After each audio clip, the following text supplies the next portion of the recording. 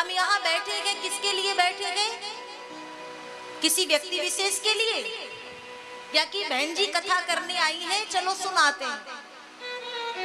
लेकिन अगर ये भी भाव किसी के भीतर आएगा तो भी उसका केंद्र बिंदु जो है वो केवल और केवल कृष्ण है।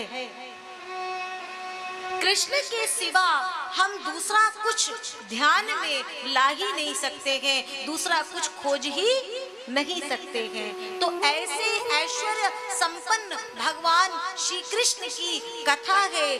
तब कहा गया श्री, फिर मद। मद का तात्पर्य कृष्ण कहते हैं, मद शब्द का अर्थ किसी और से मैं नहीं करता हूँ। मद मतलब मैं यानी कृष्ण, जिसको अपने जीवन में यश, कीर्ति, वैभव, संपन्नता, ऐश्वर्य सब कुछ प्राप्त करना है, उसे संसार में, जगत में कहीं भटकने की आवश्यकता नहीं है। मेरी इस श्रीमद् भागवत की कथा को वह सुन ले। भक्ति, सबसे पहले शब्द आता है भा, यानी कि भक्ति। अच्छा, आप देखेंगे जरा, भक्ति में जो भक्ति का अक्षर है वो पूरा है या आधा? आधा है ना? थोड़ा जोर से बोलिएगा। हाँ, अब की बार हमें और कम सुनाई देने लगा है। हाँ, तो का अक्षर कैसा है? आधा। अच्छा, का अक्षर का अर्थ क्या हुआ? संतों ने कहा का अक्षर का अर्थ है कर्म। कर्म से इसको प्रतिपाद्य किया गया, कर्म से इसको जोड़ा गया। तो एक संत ने पूछा, तो कहना क्या चाहते हैं? भक्ति करें तो क्या कर्म करें?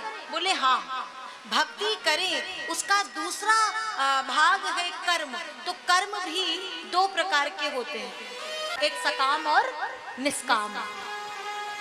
तो संत ने बताया कि जब तुम सकाम कर्म करते हो तो उसमें कहीं ना कहीं कर्तापने का अभिमान आ जाता है। यदि भक्ति करनी है, यदि ठाकुर की प्राप्ति करनी है तो कर्म करो और निष्काम भाव से कर्म करो। और अंतिम में अक्षर आता है भक्ति में ता। ता का अर्थ क्या है कि निष्काम भाव से कर्म करते हुए अपने कर्तापने के अभिमान का त्याग कर दो।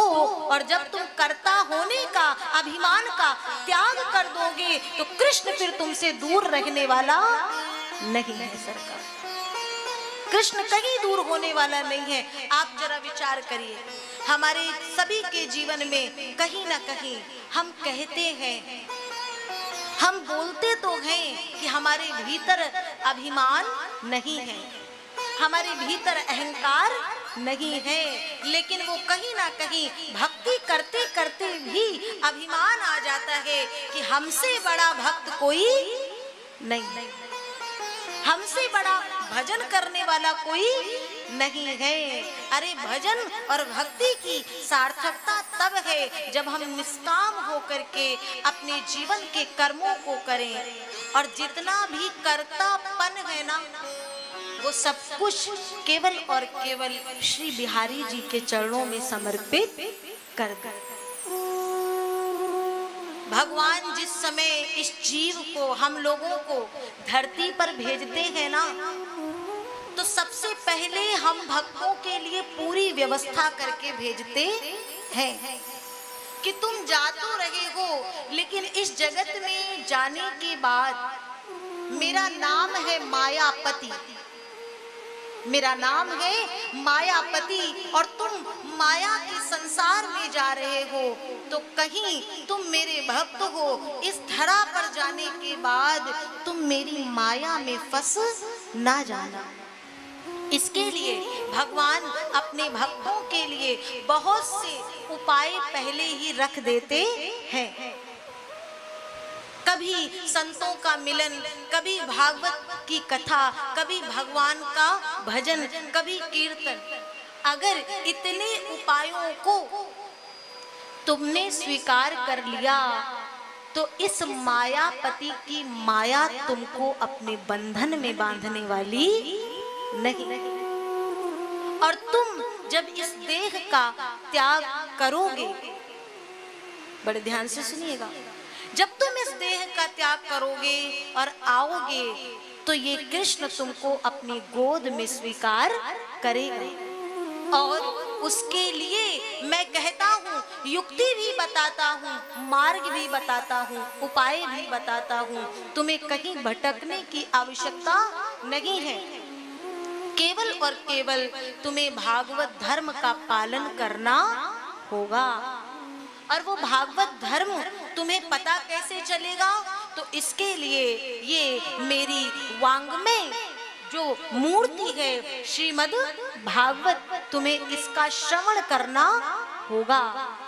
सबसे पहले श्रोता बनना होगा, किसी संत के चरणों का सहारा लेकर के इसे सुनना होगा। जब तक सुनोगे नहीं तब तक गुनोगे नहीं। कभी कभी अध्ययन करते करते, पढ़ने के बाद में अध्ययन करते करते अपने ज्ञान का अभिमान आ जाता है, और जहाँ वो ज्ञान का अभिमान आया, भागवत धर्म पूर्ण होता नहीं है। सबसे पहले यदि आपको कृष्ण को जानना है तो सबसे पहले आपको श्रोता बनना पड़ेगा। पूर्ण रूप से कृष्ण के उन नाम को, उन चरित्रों को श्रवण करना पड़ेगा। और जब भागवत धर्म का पालन कर लोगे तो सरकार मैं तुम्हें अपने अंक में भर लूंगा, अपने हृदय से लगा लूंगा। आज मैं 4 पंक्तियां पढ़ रही थी एक पुस्तक, उसमें लिखा था कि भागवत की कथा क्या है। बड़े सुंदर शब्द लिखे हैं एक संत ने, बड़े ध्यान से सुनिएगा। कानों में प्रविष्ट हो, कानों में प्रविष्ट हो मिलाता भगवान से जो, कानों में प्रविष्ट हो मिलाता भगवान से जो, कौन कहे महिमा महान है भागवत की। कौन कहे ये महिमा महान है भागवत की। भव पार करने की, भव पार करने की शक्ति साधन अपार लिए। एक बार भी जिसने एक बार भी जिसने भी भगवान की इस कथा का दृढ़ नौका पर जो सवार हो गया सरकार, तो उसको भव पार होने से फिर कोई रोकने वाला नहीं है। बड़े भाव से सुनिएगा। कृष्ण के जैसा करुणा निधान, कृष्ण के जैसा करुणा का दया का सागर समस्त ब्रह्मांड में दूसरा कोई है ही नहीं। आज जब मैं ये पंक्तियां पढ़ रही थी तो मुझे लगा कि लोग कृष्ण की कथा को जब सुनने चलते हैं तो कहीं ना कहीं कृष्ण को केवल और केवल नृत्य करने से, रास रचाने से, उनकी लीलाओं को तौलने लगते हैं। लेकिन जरा हम विचार करें कि हमारे भगवान श्री कृष्ण का पूरा का पूरा जीवन जन्म लेते समय से केवल विपत्तियों से ही भरा है। केवल विपत्ति, पग पग पे विपत्ति। जन्म लिए तो भी माता पिता को डर गए, वसुदेव जी ले गए। काली घोर अंधियारी रात, घमासान जल वृष्टि, कृष्ण को लेकर के जा रहे हैं। अच्छा, कहाँ लेकर के गए? गोकुल में। गोकुल में क्यों लेकर के गए? गोकुल अर्थात जहां पर सारे गोप निवास करते हैं और जिन्होंने अपनी समस्त इंद्रियों को मानो जीत रखा है, ऐसे गोकुल में कृष्ण को पहुंचा देते हैं। लेकिन वहां मात्र 11 वर्षों तक श्री कृष्ण ने निवास किया। लेकिन 11 वर्ष में हमारे पूरे जीवन में वृद्धावस्था तक शायद ही इतनी विपत्तियां आती हो प्यारे, जो कृष्ण के जीवन के उस बाल्यकाल में आ चुकी थी। 6 दिन के कृष्ण की छठी के महोत्सव से लेकर के 11 वर्षों तक अनवरत कोई ना कोई विघ्न, कोई ना कोई बाधा, कोई ना कोई दैत्य आता रहा। वहां से निकले, कहाँ गए? मथुरा गए। लोगों को लगा कृष्ण ने पीछे वालों को छोड़ दिया, आगे वालों को स्वीकार किया, लेकिन कृष्ण ने कभी किसी को छोड़ा नहीं। कृष्ण जहां गए सदैव सबको सतत अपने साथ लेके गए, और मथुरा जाने के बाद तो उनकी विपत्तियां और बढ़ गई। इसके बाद भी कंस इत्यादि राक्षसों को मारने के बाद जब निकलते गए तो कहा द्वारिकाधीश। लोगों ने कहा तो वो द्वारिकाधीश हो गया, लेकिन भैया द्वारिकाधीश होने के बाद, समुद्र की शरण लेने के बाद भी कृष्ण को कहीं चैन मिलने वाला नहीं था। प्यारे, हम एक कर्म करते हैं ना तो हमें चाहिए विश्राम, आराम, लेकिन नहीं, भगवान कभी विश्राम करता नहीं है, भगवान कभी आराम नहीं करता है। हमारे जीवन में हम भगवान का भी कार्य करते हैं तो सोचते हैं एक कथा हो गई, अब अगली कम से कम 1 वर्ष तो चाहिए, क्योंकि थकान हो गई।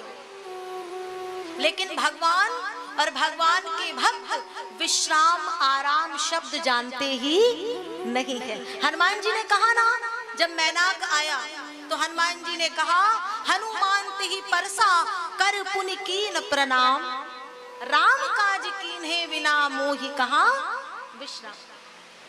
भगवान का कार्य किए बिना मेरे जीवन में विश्राम आने वाला नहीं है। तो कहने का तात्पर्य है, वहां जाने के बाद में आगे आप देखिए कि महाभारत के युद्ध की तैयारी हो गई, और उसमें भी केंद्र बिंदु कृष्ण है। अरे जहां कृष्ण है तो पूरा का पूरा दारो मदार फिर भगवान पर आ जाता है। वहां पे भी भगवान को धर्म की स्थापना करनी है। तो कहां बचा हमारा कृष्ण? और हम समझते हैं कि कृष्ण का नाम लो तो कृष्ण छप्पड़ फाड़ करके और हमें धन साम्राज्य दे दे। अगर विपत्ति आती है, कष्ट आता है, तो इसका मतलब हमारे जीवन में कृष्ण की कृपा नहीं है, नहीं। अरे जिस कृष्ण के जीवन में इस धरा पर इतने कष्ट रहे सरकार, जिस समय उस कृष्ण की भक्ति करने चलोगे तो सबसे पहले तुम्हें दुख ही दुख मिलेंगे, तुम्हें कष्ट ही कष्ट मिलेंगे, और उन दुखों के पहाड़ को निकाल करके जब तुम आगे जाओगे तो फिर सुख नहीं मिलेगा, आनंद भी नहीं मिलेगा, तब तुम्हें मिलेगा परमानंद। और वो परमानंद की गोद जहां पहुंचने के बाद दुख, क्लेश और कष्ट का कहीं नामो निशान नहीं है। ये भगवान की कृपा है सरकार। और तब कहते हैं भव पार करने की शक्ति साधन लिए अपार, भव जल निधि का जहाज है ये भागवत, भव जल निधि का जहाज है ये भागवत। कृष्ण का स्वभाव ऐसा है, इसलिए आज कथा का पहला दिन है। मैं प्रार्थना कर दूं प्यारे, एक निवेदन कर दूं कि आपको भगवान को पाना है तो आपके जीवन में कोई भी मिल जाए, चाहे वो कोई संत हो, महंत हो, कोई भी क्यों ना हो, लेकिन आपका केंद्र बिंदु केवल कृष्ण होना चाहिए। आज हम लोगों को देखते हैं, बहुत संत हैं, वो बहुत भक्ति और वाचन के बात करके और आपको कृष्ण से जोड़ना चाहते हैं, लेकिन भक्त क्या करता है, कृष्ण से ना जुड़ करके और वो संत के चक्कर में पड़ जाता है। और वो कहते हैं ना, हम फूल चुनने आए थे बागे हयात में, दामन को खाकजार में उलझा के रह गए।